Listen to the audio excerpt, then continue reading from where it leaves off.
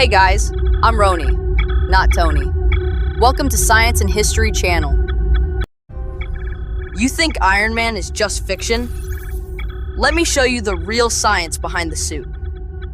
Today, I'll show you what powers this suit. You think this is just a costume? This is not just fiction.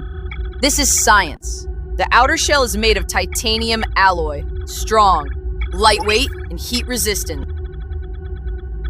Beneath the titanium is a layer of carbon nanotube mesh.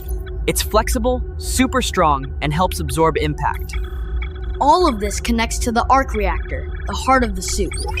It powers everything from flight to defense. This is the arc reactor, a miniaturized fusion energy source. Compact, clean, and incredibly powerful.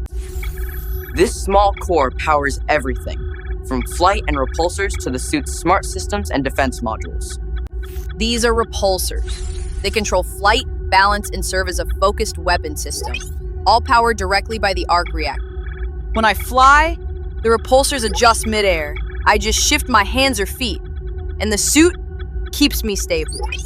If something gets too close, the suit reacts faster than I can, shielding or preparing countermeasures in real time.